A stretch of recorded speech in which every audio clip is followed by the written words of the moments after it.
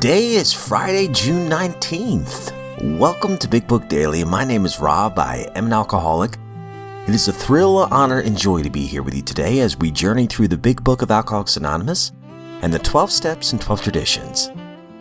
Today out of the Big Book, we are on Chapter 11, A Vision for You. We will read the first paragraph of page 154.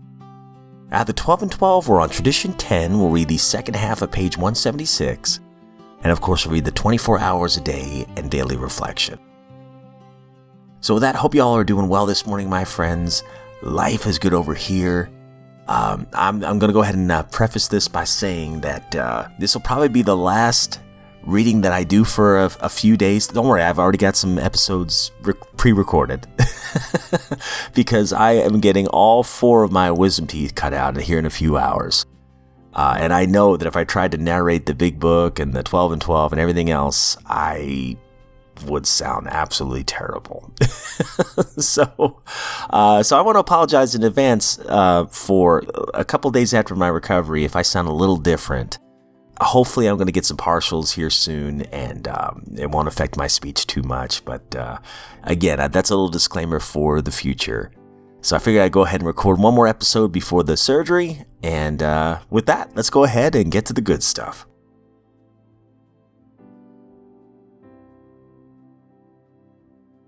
All right, my friends. So if you recall from Chapter 11, last chapter in the Big Book, we are getting a summary of how AA came to be in the first place one last time. It's kind of like the frame story, right, of the core text. We started off with the origins of AA, and we're closing with the miracle of the origins of AA. So we're on page 154. We'll read the first 2 paragraphs. Bitterly discouraged, he found himself in a strange place, discredited and almost broke. Still physically weak and sober but a few months, he saw that this predicament was dangerous. He wanted so much to talk with someone. But whom? One dismal afternoon, he paced a hotel lobby wondering how his bill was to be paid.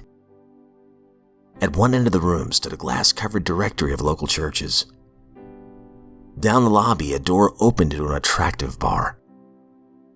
He could see the gay crowd inside. In there, he would find companionship and release. Unless he took some drinks, he might not have the courage to scrape an acquaintance and would have a lonely weekend.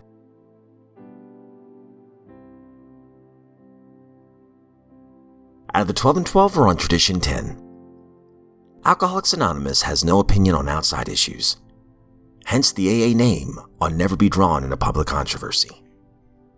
And today we're going to read the second half of 176.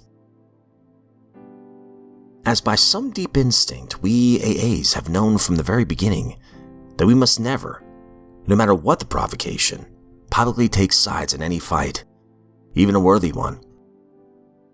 All history affords us the spectacle of striving nations and groups finally torn asunder because they were designed for or tempted into controversy. Others fell apart because of sheer self-righteousness while trying to enforce upon the rest of mankind some millennium of their own specification. In our own times, we have seen millions die in political and economic wars often spurred by religious and racial difference. We live in the imminent possibility of a fresh Holocaust to determine how men shall be governed, and how the products of nature and toil shall be divided among them. That is the spiritual climate in which AA was born, and by God's grace has nevertheless flourished.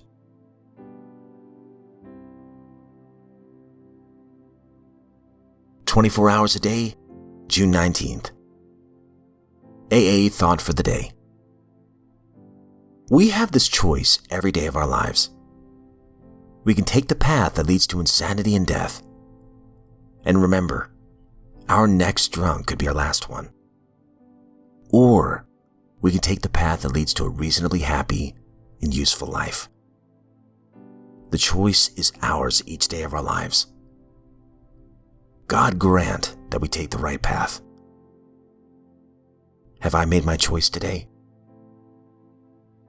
Meditation for the day. Your real work in life is to grow spiritually.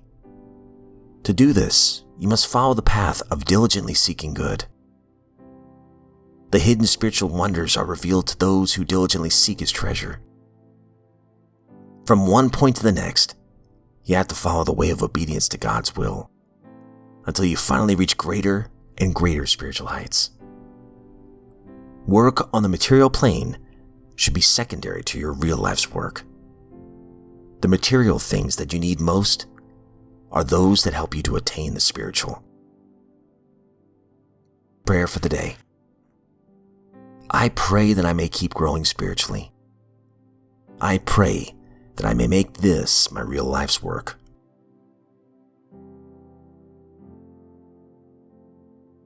Daily Reflection, June 19th. AA Regeneration. Such is the paradox of AA regeneration. Strength arising out of complete defeat and weakness. The loss of one's old self as a condition for finding a new one. AA Comes of Age, page 46. 1,000 Beatings by John Barleycorn did not encourage me to admit defeat.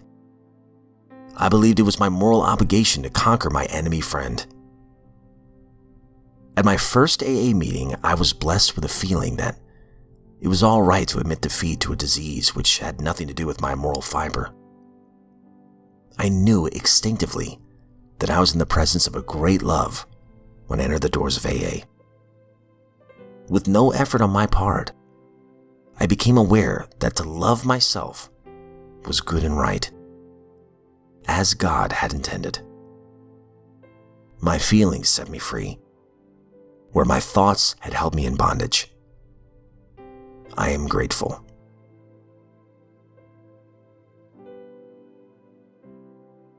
All right, my friends, that concludes today's reading. It's some beautiful stuff. That 24 hours a day really hits home. I love that it talks about how every day is a choice. We have this choice every day of our lives. We can take the path that leads to insanity and death, and remember that our next drunk could be our last one, buddy. That is the truth. That's behind door number 1.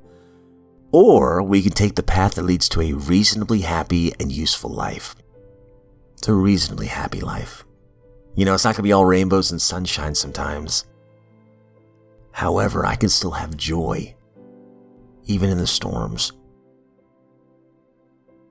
And as I've shared many times, I've seen this joy demonstrated in the lives of the people in the fellowships of AA and other fellowships as well, where sons and daughters have been lost, where parents have been lost, hearts broken, things like that, yet they're still sober, still sharing their experience, strength, and hope in a fellowship that same day. So talk about reasonably happy and useful life.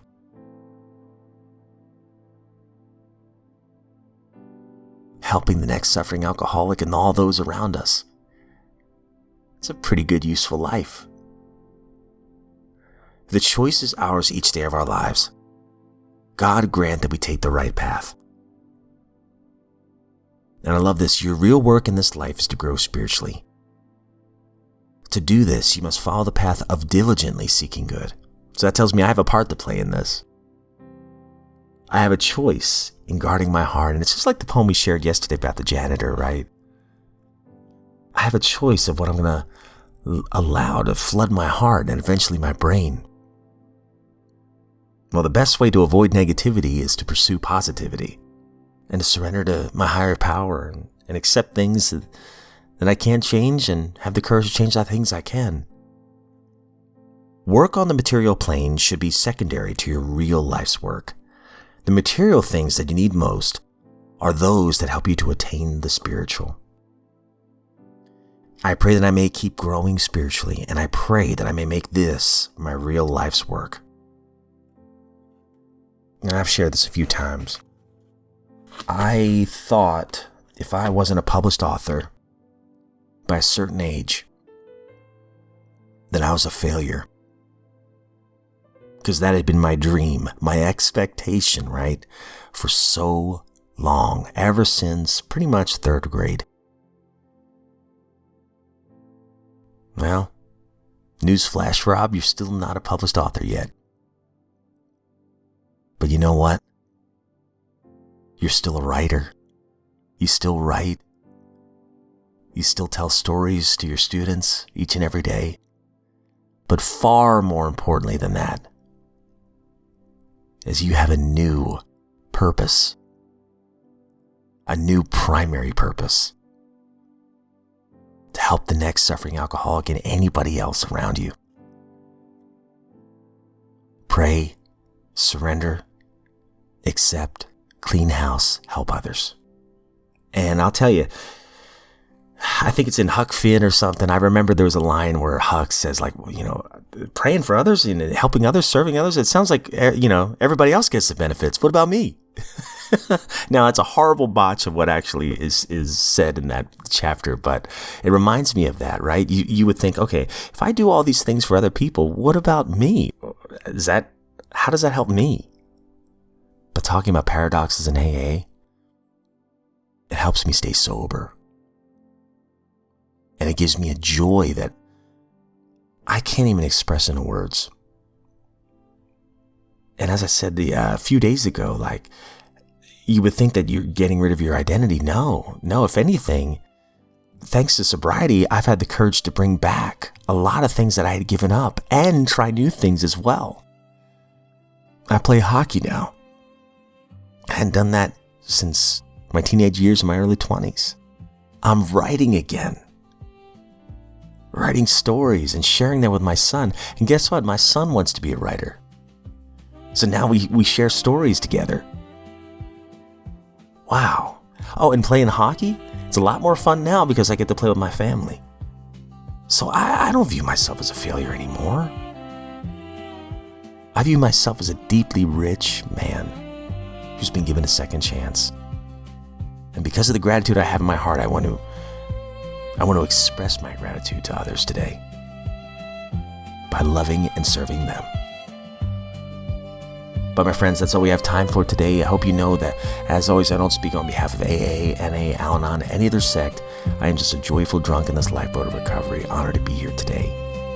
And if we are given another set of 24 hours, my friends, I sincerely look forward to seeing you right back here tomorrow.